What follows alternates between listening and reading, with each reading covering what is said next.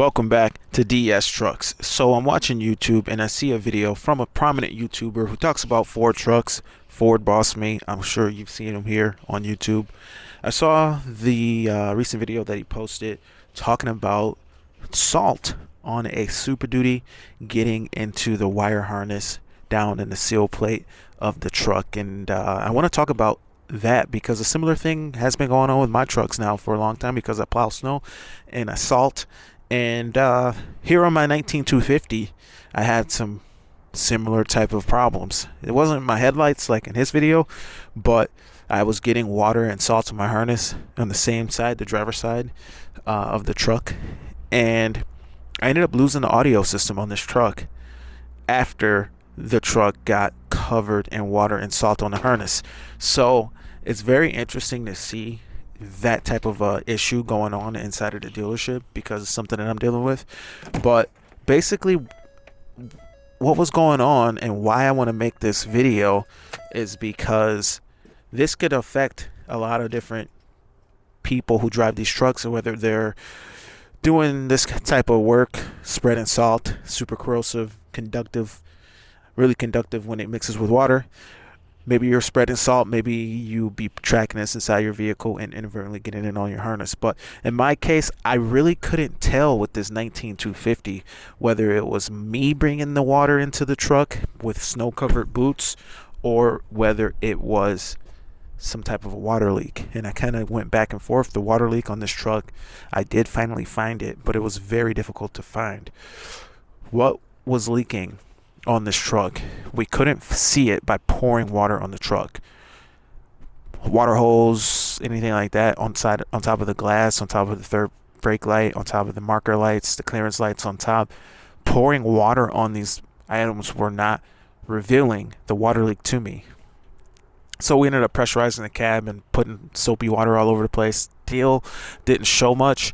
I ended up having to remove this plastic trim, the wiper blades, all of that, and it happened to have a water leak on the windshield in the middle, and it was very elusive to find because it would only do it in the event of a actual rainfall. So pouring water on the truck just wasn't revealing the leak to me.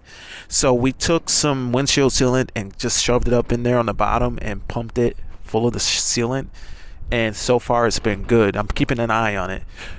Really should have the windshield removed and everything, but I got away with that because it's down here, and that type of repair is not pretty, but it's all covered up by this plastic. If it were urethane issue with the windshield up around here, you wouldn't be able to do that. It would look really bad messed up if you tried to do that.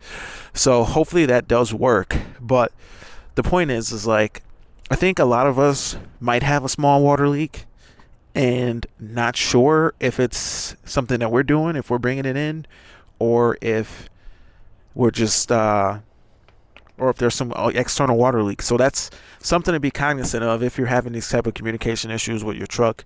So on this truck, what would happen is, if I were to pull this up, it's real cold, it won't break nothing. So I gotta pull this up so much, I keep a little lube on these clips just to make sure that they can come off easily. On this truck, this entire harness got covered in salt, and I ended up cleaning all the salt off of it and just making sure it's salt free. But this carpet would be totally wet. Like, I'd take my finger like this and I just touch it and be totally saturated. And if I would pull this carpet up and look underneath here, I would just see puddles of water like sitting on the floor, but it would have to sit in the rain, like a good rain, and then that's how it pretty much revealed itself to me as being the issue. So this truck hasn't been getting used that much in the last couple of weeks. And what ended up happening is, after that harness got totally covered in the salt, I lost the radio. Like, the radio just won't work anymore. Even though the salt's been cleaned out and doesn't seem to be any damage to the wires, permanent damage to the wires. Maybe there's something that is wrong that can't be seen. So with this truck, it's got the little bit bigger spreader on it. It's been doing tons and tons of salt. As you can see, the evidence of that here on the cover. I keep a rubber flap because I don't need the salt going up under the truck. I want to pull up this flap because, or this trim on this truck, because basically I've done nothing to protect this truck and this seal plate from the salt, and I know that I probably should.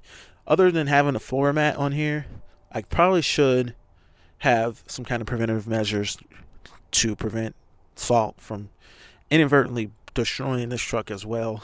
But I just haven't gotten around to that. But let's go ahead and pull this plate and see if just from normal usage is salt killing this harness.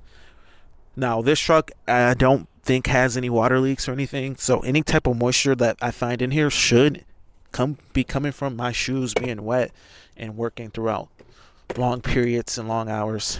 So it's pulling up the I don't think this panel's ever been off. I don't know. Alright, I'm gonna have to set the camera down and use two hands. 1 second. Okay, so just a quick glance with this panel removed. This is what a salt rig harness will probably look like. And you can see that the crystal is on that harness. Now this one's not underwater and salt, it just has salt on the outside as of right now. What I'll probably end up doing is the next nice day that we have, I'll probably go ahead and clean all this out and maybe get some of that real wide UL listed tape and cover this up to maybe provide another barrier between all this salt. But what was happening with the other truck is not only am I bringing in all this salt, combine that with a water leak, and this whole thing will be full of salt and water and turn around and cause all kind of communication issues between this actual harness. Because these wires in here, they are not marine graded wires. They do not have the right type of sheathing to be in a saltwater environment, and that's the issue here. You have these wires that can't handle this type of an environment. They're not tin, they're not silicone coated or anything like that. They're just regular wiring, and the sheathing is not going to support saltwater exposure. So that's the truth of the matter, and I think this kind of brings a little bit of awareness to any kind of salt rigs out there that, yeah, once you salting with your truck the way it's designed now, you're really putting this thing into a lot of risk of being damaged. So I'm going to be coming up with a solution here. I've already done this to previous vehicles, actually, where I go in here and add a little bit more protection to these harnesses. What would ideally be perfect would be to actually be able to put a full sheathing over this harness once it's all free of salt, but I don't think that's possible. I could at least just get really wide single piece tape, like electrical tape, and just cover this up so that salt does not actually sit on the harness. But comment below, and I really am curious what you guys think about this situation with these trucks. The salt, you know, it's an all aluminum truck, and it's not really being too much affected. The body is not really being too much affected by just salt. Aluminum doesn't seem to react too bad with salt, but it does get into the electrical, and if it starts taking out harnesses and stuff, that is an issue. So one of the things I noticed is that the tail end of the truck gets real nasty underneath here. The flap does help, but the wheels will tend to kick it up as well if you're spreading the salt. So that's an issue. And yeah, comment below. I'm very curious what you guys think. But anyway, guys, my name is Sean. This is DS Trucks. Thank you for watching. See you in the next one. Over and out.